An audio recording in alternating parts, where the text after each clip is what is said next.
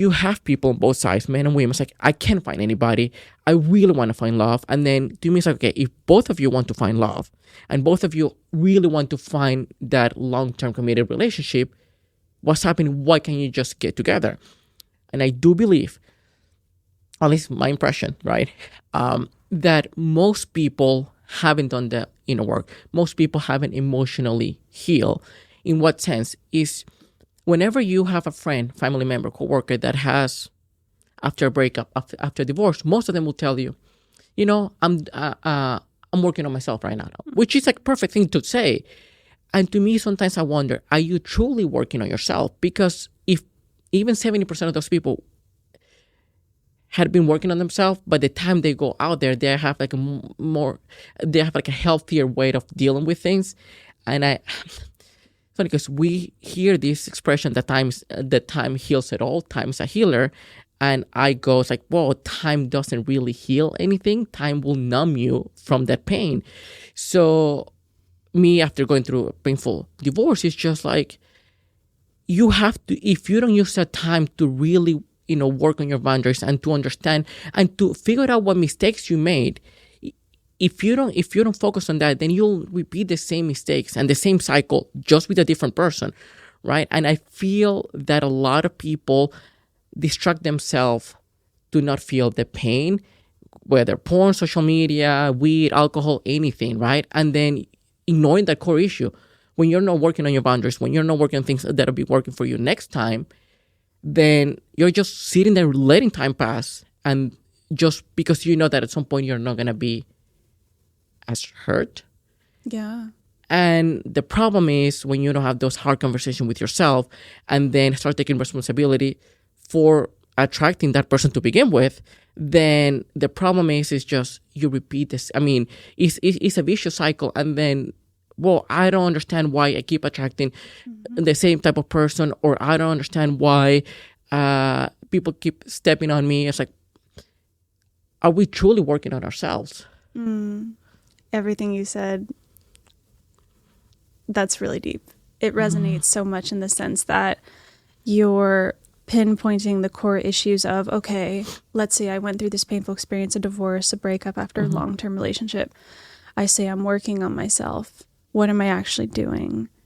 And also, too, the other thing that you said that I really appreciate is you talked about cycles and how we repeat cycles. The fact that you identify that already is, I don't know if you know how astronomically huge, that's massive, how huge that is.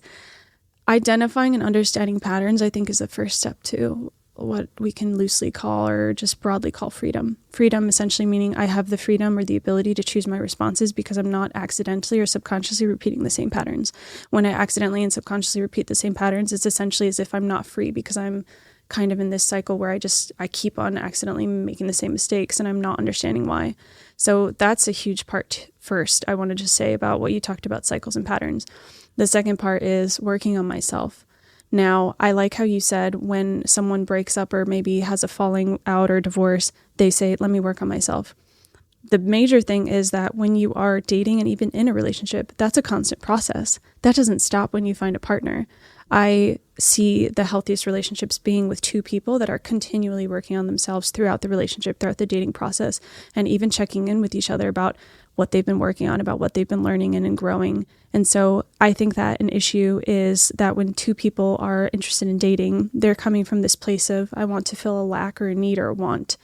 It's not in any way negative to have a want or desire for companionship. I think it's a very inherent thing that people are desiring companionship. And I myself too have had a very strong desire for companionship.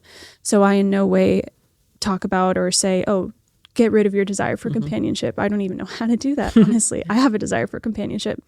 Now, however, it's just coming at it from this approach of, well, this person then will fill my needs and fulfill my needs.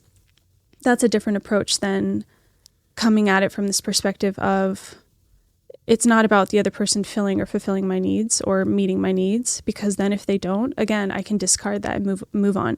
Because if I match with this person and I see that they're not fulfilling or meeting certain needs, it's very easy for me to say, look, you know what?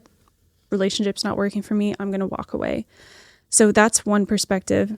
of how am I entering this relationship? Am I entering this relationship with, I have so much to give and I have so much that I want to give and that I want to share with this person and I want to see us growing together and I can see us growing together and I see us evolving or working on ourselves together. And that's one perspective versus you need to fill my needs or meet my needs because I need these specific things and I'm not okay in this specific way. So unless you fit this mold, quite frankly, you're more of a burden to me than a benefit. And you'll be more of maybe like a not positive impact. So I can discard that relationship and move on. So that's the more commodity-based relationship mentality that I see. And then the other thing is about cycles. So cycles are something that we end up, like you said, playing out with the anxious and the avoidant or the anxious avoidant or disordered attachment. When you see that people are getting stuck in these cycles or accidentally caught in these cycles, they tend to attract, like you said, maybe that opposite extreme, or they tend to attract someone who plays into their pattern or their patterns and vice versa. Getting caught in those cycles is extremely difficult because most of the time it's subconscious. You don't realize it. And then another thing is, I think that there's a common confusion in our culture between love and passion. You can experience passion for many things and for many people, but love is something that is very different. I think we use the two words interchangeably, like, oh, I love this thing or I love this person. We use love very, very easily, very openly, like I love ice cream or I love doing this hobby or I just, I'm dating this person, we're in love. And so I think it's important to distinguish between love and passion. Passion can be an initial desire to know more about this person that you're getting to know. It can be an initial physical attraction, mental attraction, emotional attraction that you feel towards someone. And it's a very important component to eventually having a long-term relationship, but it's not the only component. And so what I've been learning recently is that love is distinct and it's separate. Love is not a feeling, it's an action. So love as an action includes all these other things that passion doesn't necessarily include. And when I first started learning about the brain chemistry differences between love and passion, it rocked my world. It blew my mind because I was confusing the two. And I thought that unless I felt these specific things that are the definition of passion, I was like, well, there's no love. I'm not in love with that person. Versus seeing how love is something that you take time to build over time.